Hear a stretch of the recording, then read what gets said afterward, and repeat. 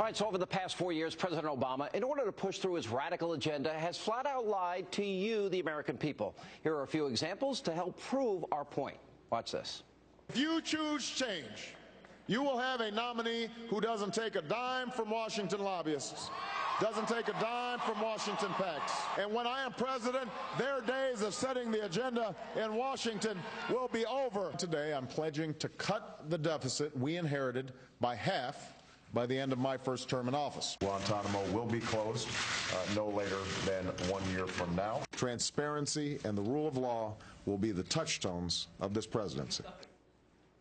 Oh, the long list of lies does not stop there. With the second term comes a brand new set of unkept promises, and they're already starting to pile up. Remember when our fearless leader, for example, said this. No family making less than $250,000 a year will see any form of tax increase. Nothing in this plan will require you or your employer to change the coverage of the doctor you have. We've been extraordinarily careful not to in any way undermine the employer-based system. And that's why my proposal builds on the current system, where most Americans get their health insurance from their employer. If you like your plan, you can keep your plan. Now, guess what? Well, he couldn't keep those promises either. Middle-class taxes have already gone up, and so they'll continue to do so thanks to the administration. And when it comes to Obamacare, the CBO projects that by 2022, 7 million Americans will not be able to keep their employer insurance program thanks to Obamacare. And joining me with reaction, syndicated columnist, best-selling author Michelle Malkin, Fox News political analyst Juan Williams. Let's see, Juan, we have one article in Investors Business Daily today that the cheapest plan by 2016 is going to be $20,000, and that the CBO says 7 million Americans are going to lose their health insurance. What happened? Should I be upset over this, or should we just accept that promises aren't fulfilled here? Well, I don't understand how it's any promise broken. I think everybody knows the Affordable Health Care Act is going to be implemented in stages, Sean, and these things, just like Social Security when it started, Medicare when it started, Medicaid, they all have some difficulty in their startups. What the CBO was saying was not everybody's going to sign up right away, and so some cases you're going to have situations where there's a lack of coverage or there's an increase in cost of coverage. That's why there's an individual mandate, but it just takes time for that to be put in full place, and that's why it's done over several years. All right, Michelle, there seems to be one good excuse after another, all broken promises, unfulfilled. Why do I expect the media, if it was George Bush, we might have a different reaction?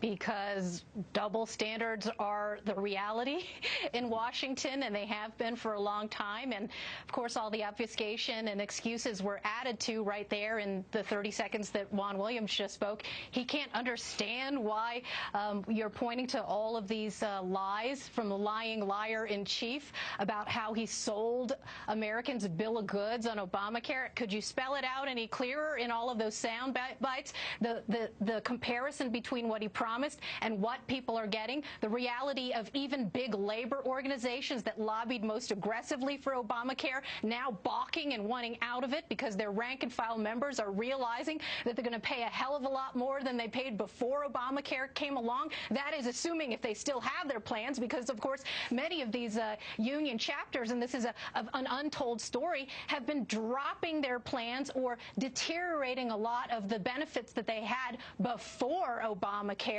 As for all of the rest of the litany of lies and promises that he made that have been broken, all you have to do is go on Twitter every day and hear from all of these young people who are discovering that their paychecks are getting smaller and shrinking as a result of the payroll tax hikes that were embraced by this president, and the long litany of taxes that are still yet to hit people in the pocketbooks. Yeah, that's the reality, and I guess outside of the Beltway bubble, people are feeling it. You know, Juan, if you remember, they made a big deal, the president did, to say that this would be under $900 billion. The recent estimates now have gone up to $2.8 trillion, a lot more than what they estimated. The cheapest plan they're saying now is going to cost $20,000, family plan, by 2016. And the House report that came out said Obamacare compliance will take a staggering 127 million man-hours. Do you not see any problems in this at all? You not see that this is problem? I think you're. I mean, you're looking. The sky is falling. The sky is falling. Obama is bad. But I'm just telling you. In fact, what the CBO has shown is that the rate of increase in terms of health care spending in the country has gone down for the last 2 years. That's good news, Sean, and I think that's part of this process of putting in the Affordable Health Care Act. Hello? Reality check.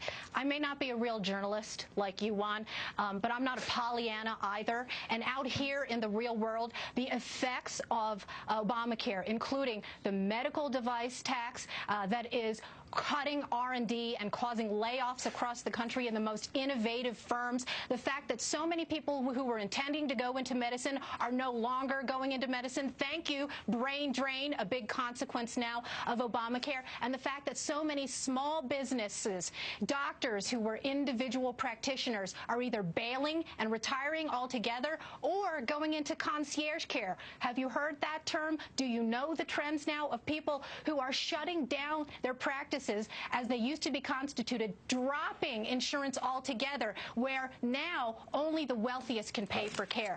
Congratulations, Obamacare. Heck of a job. Let me just ask you to calm down a second and just think about what's going on here. This system, this health care system that the Affordable Health Care Act is trying to fix, is something that took a long time to break. You remember that under President Bush, we had the Prescription Drug Act, the Part D, not funded. That's what contributed to the strain that we see right now on Medicare. And it also contributed to the downfall of the Republican Party. I oppose that, Juan. Okay. I'm just saying, you want to give the whole picture to the listeners here, and that's part of the story, Michelle. And if you try to fix a system that's badly broken, that's driving big business to deficits, it's going to take some time. There are going to be some slip-ups. I think we ought to say it's They're fixing nothing. They're destroying it. Care Act. All right, guys, good to see you both. Thanks for being with us.